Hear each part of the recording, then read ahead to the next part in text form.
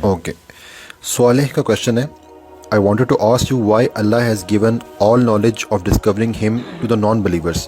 Why aren't Muslims paying attention towards science and discovery? Do you think this could be the reason that God loves them more than us?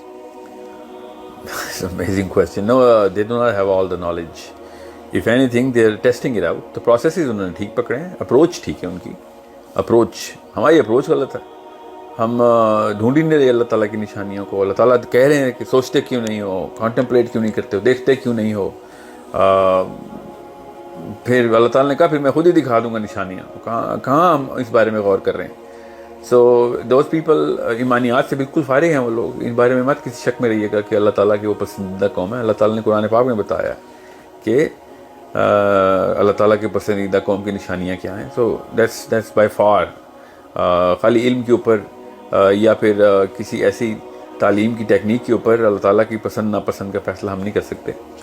We should be using the approach which we already had. सहाबा किराम ने जिस level के ऊपर approach set की हुई थी, अगर सहाबा के दौर में एडवेंट ऑफ साइंस हो चुका होता तो आपको खुद भी पता, इसमें कोई ज़्यादा बड़ी रॉकेट साइंस नहीं. हमें पता होता कि अली बिन अबी तालिब के दौर में क्या क्या क्या इजादात कर लेते हम लोग.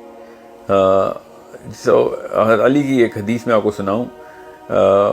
अली से ये मरफू है कि अली बिन अबी तालिब ने इरशाद फरमाया कि लोहे को देख के उन्होंने कहा कि लोहा एक दिन उड़ेगा क्योंकि इसके अंदर उड़ने की कैपेबिलिटी है.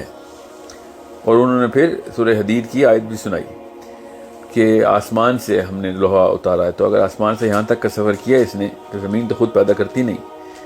तो ये मैं आपको क्यों बता रहा हूँ, क्योंकि अप्रोच देखें मुसलमानों की अप्रोच क्या थी. तो ये बेहद ज़रूरी है कि आपको पता हो कि हम ऊपर से जो साहबा का दौर गुजरा वो उस वक्त थियोलॉजिकल अपलिफ्ट का दौर था. उस वक्त इतने मसाइल थियोलॉजिकल थे कि उन्होंने ईमानियात बिल्ड करनी थी और ठीक किया उन्होंने. यही बेसिस भी है. कॉमन सेंस का तकाजा भी यही था कि पहले ईमान की बेस बनाई जाए, बाद में उलूम की बेस बनाएंगे हम. तो उन्होंने फिर ईमानी के ऊपर काम किया. ज़्यादा वक्त तो नहीं गुजारा उन्होंने. 3, 4, 5 जनरेशन्स के बाद बहुत ज़्यादा पॉलिटिकल अनरेस्ट हो गया. और उसके बाद जो कुछ भी वो हमारे सामने ही है. मगर सहाबा की जो साइकोलॉजी थी उस साइकोलॉजी के ऊपर अगर हम आज के दौर में ये सारी की सारी चीज़ें देखें तो आपको पता चलेगा कि मुसलमानों ने सिर्फ एक गुनाह किया और अब सहाबा की साइकोलॉजी को उन्होंने डिवोर्स कर दिया. And as soon as they did that किसी भी और कौम ने आगे निकल जाना था. समझ लें कि इस वक्त यूरोप ने साइंस में तरक्की ना की होती तो क्या हम कुरान पाक से तरक्की कर रहे होते? बिल्कुल भी नहीं. कोई तीसरी कौम हमारे ऊपर होती. फिर ये तो उन्होंने साइंस के थ्रू हम पे लोहा मनवाया ना. किसी और कौम ने किसी और तरीके से लोहा मनवा लिया होता अपना. So we are just stagnant और एक ही चक्कर में घूम ही जा रहे हैं. हम घूम ही जा रहे हैं और इसी वजह से हमारे साथ ये मामलात हो रहे हैं जो हो रहे हैं. सो अप्रोच बदलने की बेहद ज़रूरत है. हमें इस वक्त के मामलात को टैकल करना है क्योंकि हम इसी वक्त में मौजूद हैं. वरना मैं साइंस की बात ना आपसे करता. 500 साल बाद पता नहीं क्या हो रहा होगा. उस वक्त मैं कुरान पाक के थ्रू किसी उसी फिरौन को, उसी जंग को जीतने की बात कर रहा होता. इस वक्त साइंस के साथ सोच की जंग है.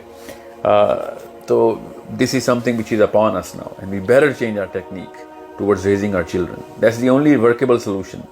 और कोई वर्केबल सोल्यूशन नहीं है. अगली जनरेशन को पुख्ता करें कि वो कुरान पाक को द मोस्ट एडवांस्ड बुक समझें.